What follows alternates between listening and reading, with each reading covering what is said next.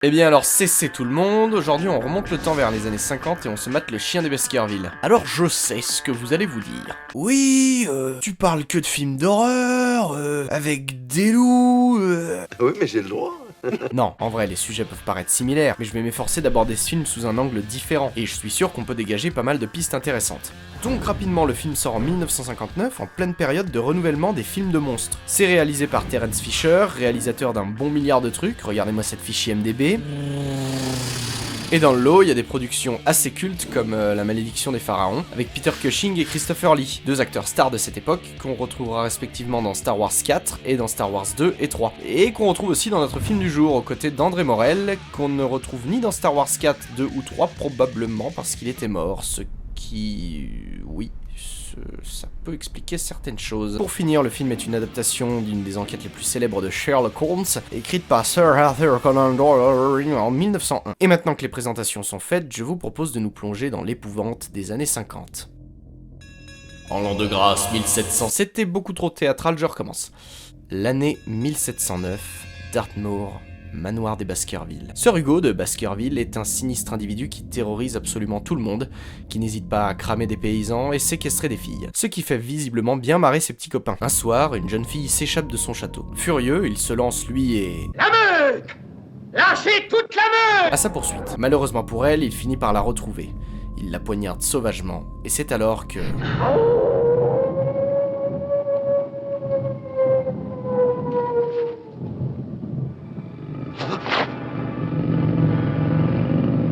Non!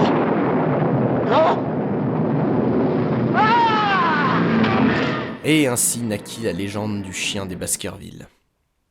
Une grosse centaine d'années plus tard, le docteur Mortimer, ami de la famille Baskerville, vient consulter le célèbre détective Sherlock Holmes au sujet de la mort de Sir Charles Baskerville, qui occupait le manoir jusque-là. Sa mort semble étroitement liée à la légende et tout ceci inquiète le docteur, d'autant que Sir Henry Baskerville, dernier héritier de la famille Baskerville, compte revenir en Angleterre pour s'installer au manoir des Baskerville. Le lendemain, Holmes et Watson rencontrent donc Sir Henry dans son hôtel. Et le détective demande à Watson d'accompagner Sir Henry au manoir pendant quelques jours, le temps qu'il finisse son travail à Londres, non sans avoir prévenu Sir Henry des dangers qu'il courait en allant habiter là-bas.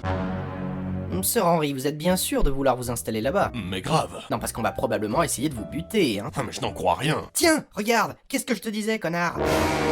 Oh madre de Dios. Attendez, ne bougez pas. Zbra! Oh putain, j'ai eu peur. Bon bah j'espère que t'as retenu la leçon. Rien à battre, j'y vais quand même. Oh, attention, elle revient! Quoi? Non, je déconne. Après ça, nos héros se barrent donc sur la lande, au manoir des Baskerville, c'est bien, vous suivez, pour enquêter sur la mort de Sir Charles et assurer la protection de Sir Henry. Une fois sur place, ils feront la connaissance des Barrymore, le couple de domestiques du château, du professeur Frankland, un ancien ami de Sir Charles, de monsieur Stapleton, qui habite la ferme voisine, de sa fille, Cécile, avec qui Sir Henry va se lier d'amitié, et ils découvriront qu'un forçat du nom de Selden s'est évadé et rôde à présent sur la lande. Tout ce petit monde va donc constituer l'ensemble de nos suspects. Bien, après ça, de nombreux événements viennent mouvementer le séjour de nos héros. Des sanglots dans une des pièces du manoir, un tableau volé, une lumière sur la lande, une silhouette sur les collines. Bref, notre enquête baigne dans une atmosphère particulièrement lugubre, et bientôt, le chien fait une seconde victime. Et je pense qu'on va s'arrêter là pour le moment, comme ça vous laisse pas mal de scènes à découvrir. Ah si, encore une chose, à un moment donné, il y a une scène où Sherlock Holmes descend dans une mine abandonnée. Le toit lui tombe dessus, tout s'écroule, et il en ressort grièvement blessé. Et alors retenez cette scène parce qu'on va en reparler plus tard. Mais bon, d'abord on va commencer par ce qui saute aux yeux, la direction artistique est méga classe. Le film appartient au sous-genre de l'épouvante gothique, un genre qui regroupe des œuvres presque aussi vieilles que le cinéma, telles que le Nosferatu de Murnau, jusqu'à des films plus récents comme Dracula.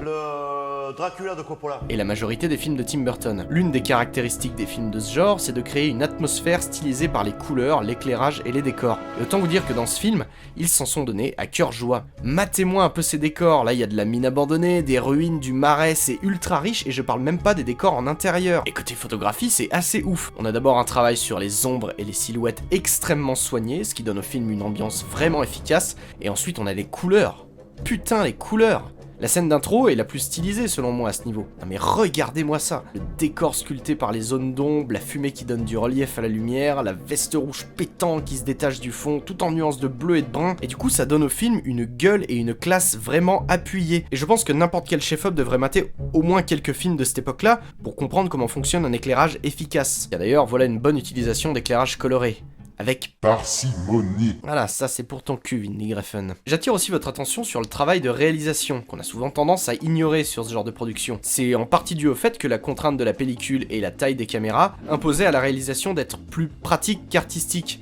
Mais force est de constater que... effectivement, si on s'y penche, le travail de Terence Fisher est à saluer bien bas. Il met parfaitement en valeur sa direction artistique et sait comment chorégraphier sa mise en scène. J'en veux pour preuve ce plan séquence qui contient 1, 2, 3 échelles de plans différentes, tout en s'efforçant de suivre le comédien tout du long. Et c'était loin d'être de la tarte à l'époque. D'ailleurs, ici on peut voir qu'il galère à faire sa mise au point. Autre chose, comme à l'époque multiplier le nombre de plans revenait littéralement à multiplier le budget du film, on se retrouve parfois avec des scènes filmées en un seul plan. Et c'est là qu'entre en jeu le talent des acteurs qui vont donner du rythme à la scène de par leur interprétation des dialogues. Et alors attention, parce que niveau casting, on est sur du charisme level 100. Regardez-moi cette classe, nom de Dieu. D'ailleurs, si vous êtes sensible aux belles palabres, vous allez me faire le plaisir d'aller mater ça tout de suite.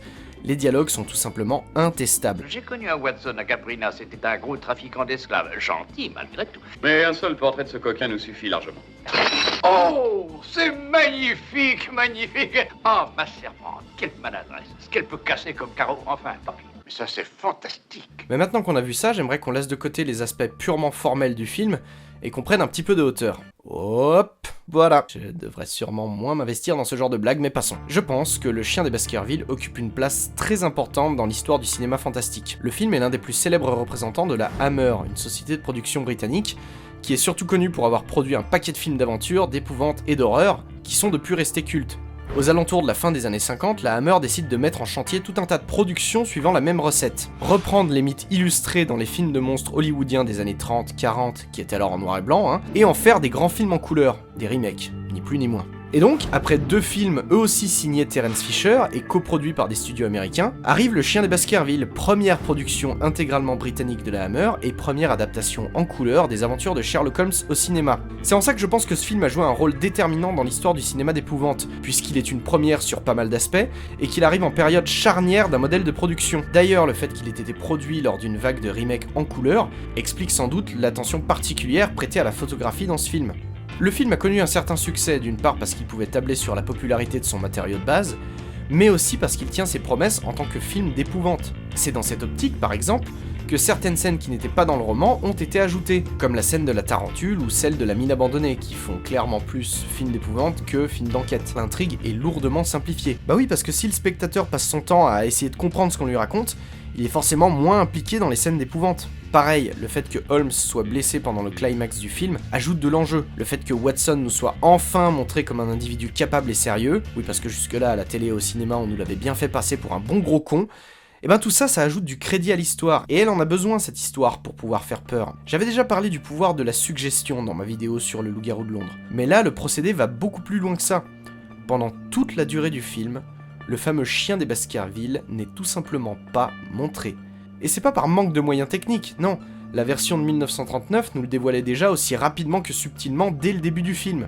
Donc c'est un parti pris de mise en scène assumé et qui confère au film un suspense implacable. Le film étant une enquête rationnelle, on en vient même à remettre en question l'existence du chien. Et ce qui va nous tenir en haleine pendant toute la durée du film se résume selon moi à une question.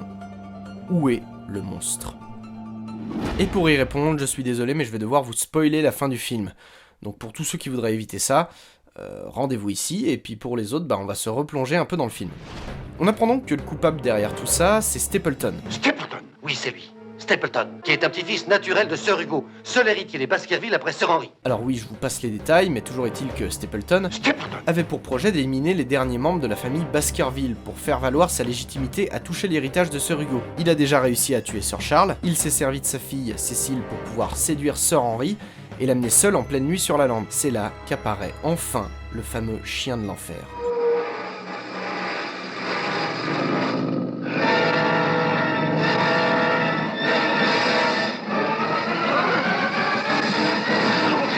Heureusement, les 2 détectives avaient résolu l'affaire et surveillaient la scène. Ils abattent le chien, mais avant de mourir, ce dernier aura quand même eu le temps de se retourner contre Stapleton, son maître, qu'il avait dressé à tuer. Donc oui, on le voit ce chien, et oui, j'ai un petit peu menti. Mais au final, pas tant que ça. Le chien qu'on nous dévoile ici est un animal dressé, arrangé. Ce n'est pas le monstre mythique que la légende nous a décrit. Non, le véritable monstre de ce film est un homme. Un homme poussé par la jalousie, trahi par ses pairs, sali par son nom, rendu fou par une histoire d'héritage. C'est lui, le chien des Baskerville. Ou lui, si on veut, mais c'est pareil. Stapleton représente de par ses actes tout ce qu'il y a de monstrueux dans ce que Sir Hugo incarne. Le monstre de cette histoire est un concept incarné par des hommes et des actes. Dans ce pays, il y a plus de maléfices que dans tous les pays que j'ai parcourus. La figure du monstre au cinéma, c'est quelque chose de vachement intéressant, mais aussi vachement complexe à décrire. Pour ma part, j'ai choisi ce film pour vous en parler, parce qu'il s'inscrit dans un contexte particulier, et sûrement aussi parce qu'il m'avait marqué étant très jeune. Quant à savoir pourquoi il m'a marqué, peut-être parce que justement il laissait la place au concept et au pouvoir de l'imaginaire. Et peut-être aussi parce que déjà tout petit, j'aimais bien les monstres. Ainsi finit la légende. Bon bah voilà, la vidéo est terminée, j'espère que ça vous a plu, j'espère que vous avez pu apprendre des trucs. Pareil, si vous avez des interprétations différentes des miennes ou si vous voulez parler du film, n'hésitez pas à mettre tout ça en commentaire, je les lis tous. Et voilà, partagez la vidéo si ça vous tente, lavez-vous les mains, restez chez vous, et surtout n'oubliez pas ce que Sherlock Holmes disait. Les forces du mal se présentent sous bien des formes. Écoutez ce que dit la légende. Et évitez de traverser la lande lorsque les forces de la nuit seront déchaînées. Ciao. Les monstres. Déjà tout petit, j'aimais bien les monstres. Les monstres. Les monstres. Les monstres. Les monstres. Déjà tout petit, j'aimais bien les monstres.